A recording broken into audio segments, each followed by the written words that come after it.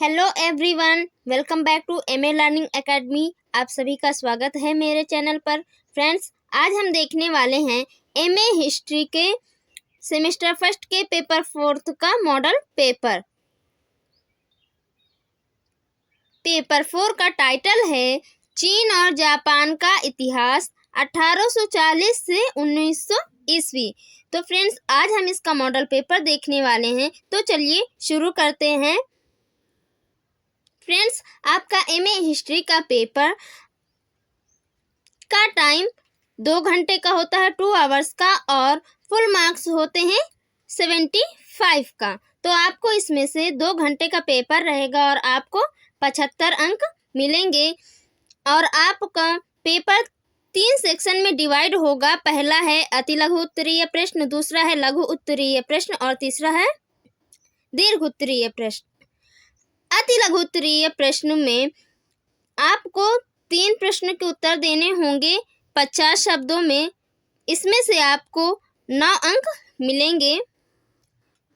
दूसरा सेक्शन होता है लघु उत्तरीय प्रश्न। इसमें से आपको 4 प्रश्नों के उत्तर देने होंगे जो कि 225 शब्दों में देने होंगे। लघु उत्तरीय प्रश्न होता है पूरे आपका 36 अंक का। और तीसरा सेक्शन होता है दीर्घ उत्तरीय प्रश्न। इस सेक्शन में आपको 2 प्रश्नों के उत्तर देने होते हैं जो कि 475 शब्दों में लिखने होते हैं। इसमें आपको 30 अंक मिलते हैं। फ्रेंड्स, इस मॉडल पेपर में मैं आपके लिए चैप्टर वाइज क्वेश्चन लेकर आई हूँ ताकि आपको पता चले कि किस चैप्टर में कौन सा इम्पोर्टेंट क्वेश्चन है। अगले वीडियो में मैं इसी पेपर का दूसरा मॉडल पेपर ज़रूर लेकर आऊँगी। तो चलिए देख लेते हैं पहले यूनिट का पहला चैप्टर का क्वेश्चन क्या है। पहले का है मंचू के अधीन चीन की स्थिति पर प्रकाश डालिए। दूसरा क्वेश्चन है चीन में विदेशी व्यापार के प्रभावों का वर्णन कीजिए। इसमें आपको चीन में विदेशी व्यापार के प्रभावों का वर्णन के आंसर देखना होगा। तीसरा है प्रथम अफीम युद्ध के कारण और परिणामों पर चर्चा कीजिए।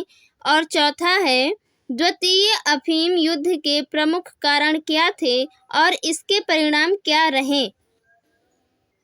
तो चलिए दूसरे यूनिट का क्वेश्चन देख लेते हैं। दूसरा यूनिट है जापान का उद्घाटन। चलिए इसके देख लेते हैं इंपॉर्टेंट क्वेश्चंस कौन कौन से हैं। पहला है टोकुगावा शोगुनेट के अधीन जापान की सामाजिक और राजनीतिक स्थिति का वर्णन कीजिए। दूसरा क्वेश्चन है पश्चिम द्वारा जापान के उद्घाटन के कारणों पर चर्चा कीजिए। तीसरा क्वेश्चन है जापान के साथ विदेशी संधियों के प्रभावों का विश्लेषण कीजिए। और चौथा है टोकुगावा शोगुनेट के अंत का क्या महत्व था। आइए अब आगे यूनिट देखते हैं। यूनिट 3 है हमारा जापान में आधुनिकीकरण। आइए देखते हैं कि इस यूनिट में कौन कौन से इम्पोर्टेंट क्वेश्चन हैं। पहला है मीजी पुनरुद्धार के कारण और उसके प्रभावों पर प्रकाश डालिए। दूसरा है जापान के आधुनिकीकरण की प्रक्रिया का वर्णन कीजिए। तीसरा है जापान में संविधान निर्माण की प्रक्रिया का विश्लेषण कीजिए। चौथा क्वेश्चन है 1867 से 1895 के बीच जापान के आर्थिक विकास पर चर्चा करें। आइए अब चौथा यूनिट देख लेते हैं। चौथा यूनिट है चीन में उथल पुथल।